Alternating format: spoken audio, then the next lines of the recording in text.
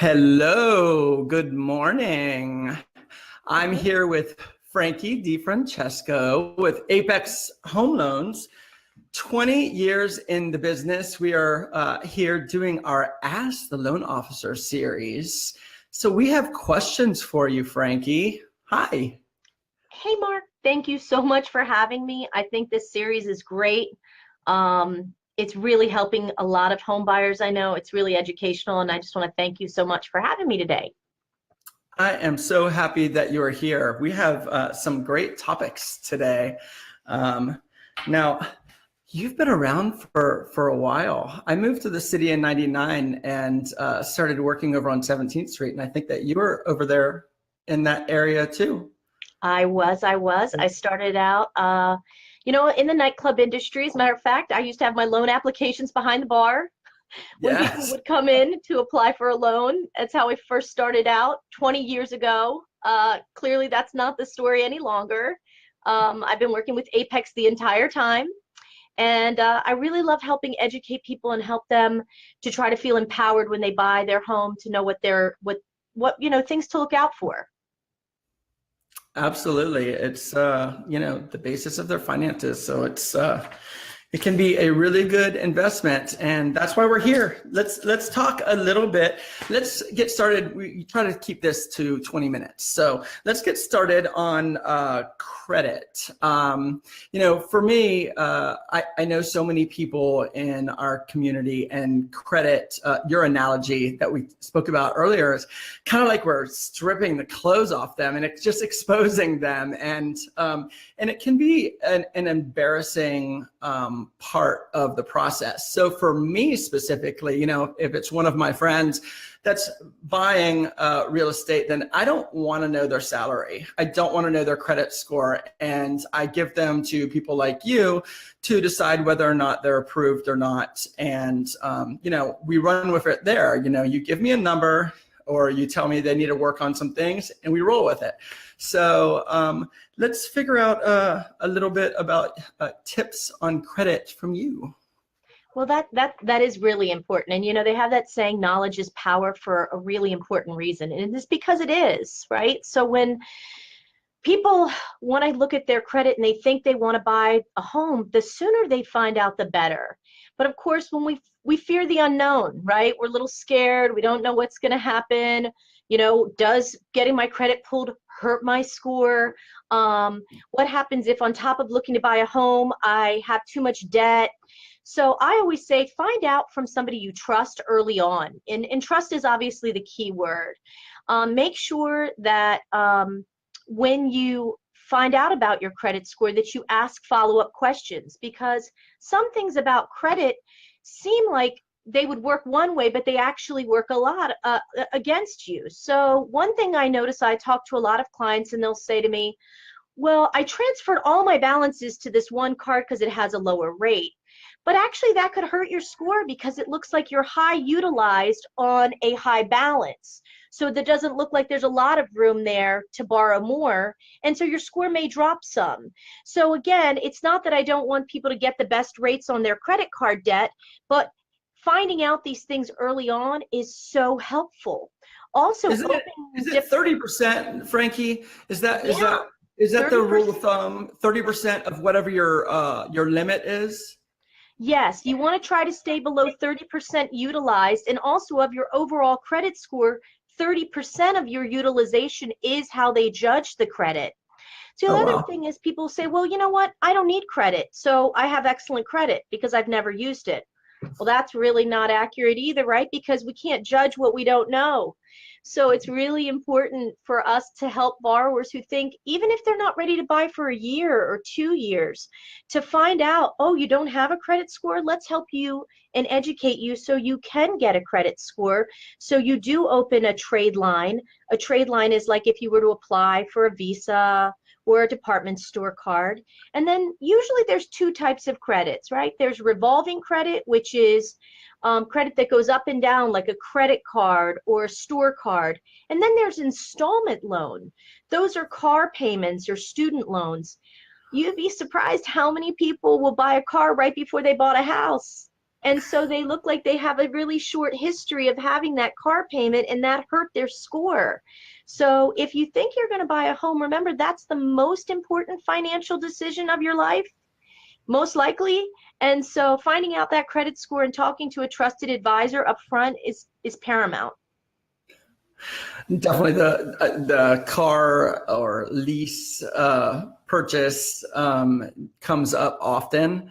And even if you're just getting a new car and it's the same payment, you definitely, if you're going through the process already, you need to talk to your loan officer first because it can really crash a loan down. And it doesn't work. I had someone say, well, I'll just get rid of my car this month. And that doesn't work. The underwriters are on to you. If you don't have a car payment for like 6 months, then they realize that you probably don't need a car, but just getting rid of it to fix your ratios doesn't exactly work. Right. And, two little secrets on that one are car loans and car leases. So leases are always expected that you're going to get another lease. So even if you say, hey, but I'm going to turn this in, that won't work because Right. the underwriter's going to assume another lease. But here's something interesting. If it's a car payment and you have less than 10 payments left on that car, we can exclude the debt against your debt ratio. And a lot of people don't know that. So if you have an installment car loan with less than 10 payments, so a lot of times we may say, hey, it looks like you have 12 payments left. Can you afford to pay a couple payments in advance so you're down to less than 10?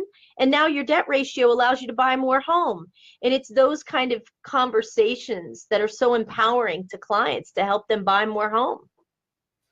That's really good to know. I need to talk to you a little bit more about that. Yeah, that's a great one. That's a little secret. That is a secret. And for me, like us realtors have to have the latest cars all the time because it's our office, and well, those are hefty payments. Let's talk about crafting an offer to win. For us right now, it's really busy in the market because there's a shortage of inventory, and it's taking us to the point where we have to be super creative or crafty and coming in as clean as possible. Escalation clauses are out there depending on the neighborhood that you're purchasing in.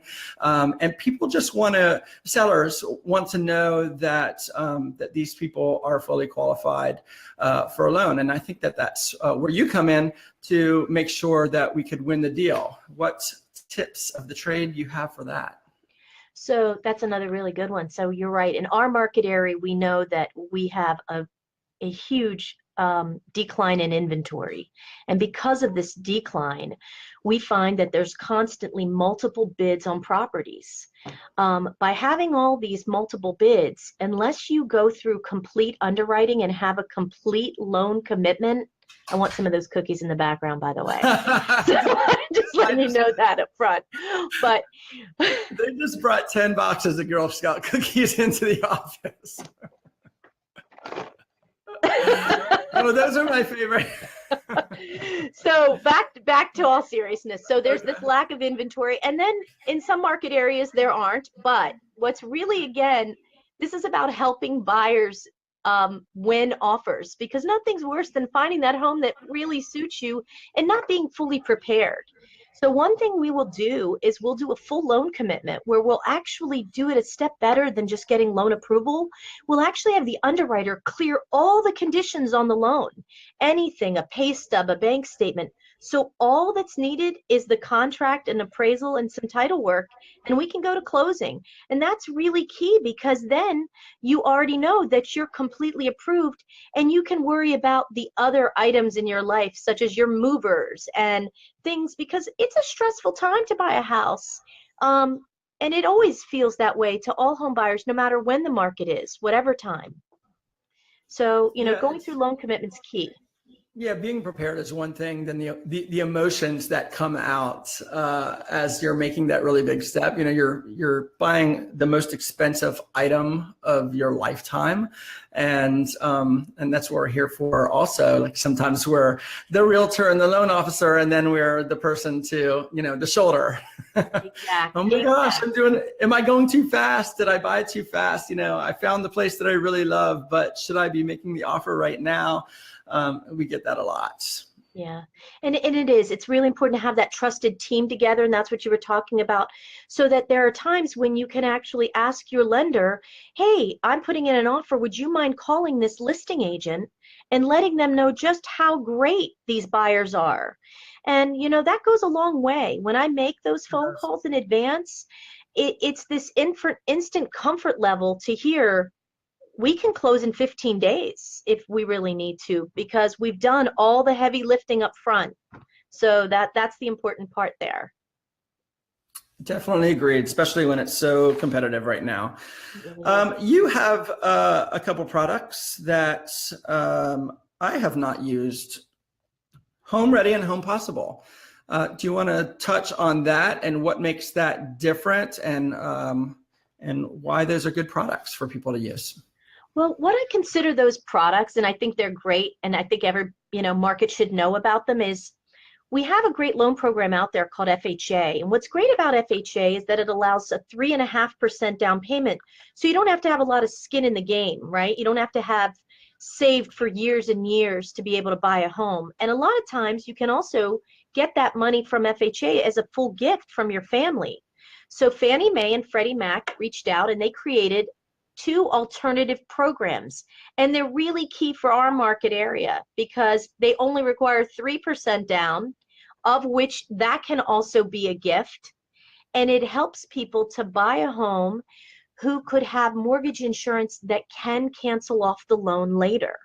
So unlike an FHA loan that has two what I consider negatives, right? They have upfront mortgage insurance that you have to fund inside the loan amount, meaning that you're going to borrow more, as well as they have expensive mortgage insurance on a monthly basis. The monthly mortgage insurance can never be canceled on an FHA loan unless you refinance that loan. But with the alternative of Home Ready and Home Possible, you can cancel the mortgage insurance once you've reached your 78% loan to value, meaning you've been in your home. Usually it's between like 5-6 years. The mortgage insurance comes off the loan, and what a relief for consumers. Their payment instantly went down and they didn't have to refinance. So it's a great program. And another really important part is in DC, for example, we have a lot of condos that don't have FHA status. So what's so important about this product is that as long as you're owner occupied in the property, meaning you'll live in the dwelling, they don't care about the investor ratio. And you don't have to have any type of an FHA status because you're using this alternative program, which is done through Fannie Mae and Freddie Mac. The mortgage insurance is also usually less expensive. So the loan ends up costing less to the consumer, which is a win-win. So investor ratio basically means that a building has a lot of owners that decided to rent out their units. And there are loan programs that look at this very closely. FHA, for example, is usually, I believe it's 50%. More than 50% is usually a no for them. Right. And keep it right at 49. Don't go over right 50. Don't go to 50. 49 is the magic. And then I know that there are other programs that want to see it at less than 40, correct? There are some loan programs like that if the borrower who's going to buy the home is in fact an investor themselves. But Fannie Mae and Freddie Mac have decided that as long as you live in the dwelling, your investor concentration is irrelevant to them. As long as you will occupy the dwelling, they will waive the investor concentration as long as you have at least 3% down. So it's a great program and product. On this product, right. Yes, right. or a regular conventional loan as well. A regular conventional loan as well has that same guideline. Because I have a lot of clients that own and are part of the condo board, and they come and they say, you know, is it a smart idea for us to restrict the number of rentals in the building? And I usually say that you're affecting the marketability of the property when it's time to sell, right? That's correct, because they're basically, if that property is priced in an environment where a lot of investors might want to buy those properties, that would stop those people from being able to get mortgages that were standard mortgages. They would have to get different types of loans that cost more. We call those non-warrantable properties, which is a whole different animal altogether, but they're costly, and it's a lot of down payment and a higher interest rate. So, you know, what's great about this program is what we're finding, you know, is more and more people do want to be homeowners and do want to live in their dwellings. So that's good. So this Fannie Mae and Freddie Mac guideline allows for that. So it doesn't care how many people are renters. They do still care about one person owning more than 10% of the building. And they definitely care about delinquencies. They don't want to see more than 15%, what we call delinquency rate. And what that is a building where the people who are living in the property are not paying their condo dues. So if they see that, that's also something that they, you know, would make a property become a non-warrantable property. Yeah, definitely. Someone that owns more than 10% within a building is a red flag for them. Also, if the building has a commercial space in it, depending on how many units, you need to make sure that you ask your lender if this is going to fly with their products that they're using. There's a lot of things that your realtor and even your lender can figure out before the loan comes crashing down. In hindsight, you want to get in front of all of these things, and that's what we do as a team. I do have a question here from Cheryl. It says, how many open trade lines do I need open? Does my previous home loan, which is now paid off, still help at all? Well, yes, the previous home loan, let's start backwards there for a minute. So the previous home loan does help because it shows a payment history, right? So even though that loan is no longer, if that loan's been paid off, as long as the history of paying that mortgage was a clean history, that is definitely a plus to your credit score, because it shows that you opened a home loan. While you had that home loan, you paid it on time. And so those are great. As far as open trade lines, that's definitely an intense question, because every loan program and product requires different. If the loan is a jumbo loan, meaning the loan in our market area is greater than $679,650, the required trade line for most jumbo lenders is 3 trade lines that have been open for at least 24 months.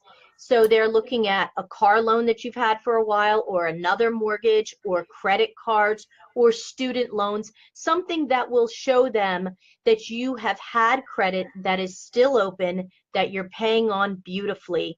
And these are for jumbo loans.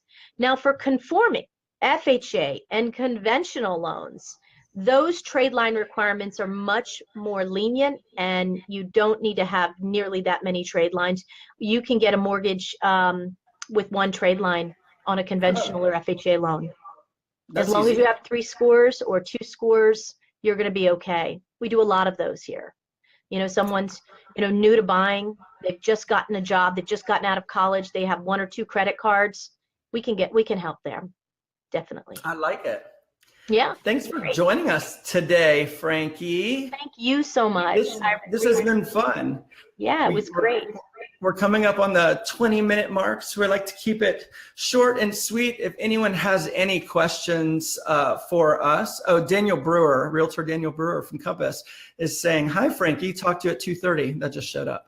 If anyone has any questions for us, I will have our contact information below in the comments. So you feel free to ask away and we will get back to you.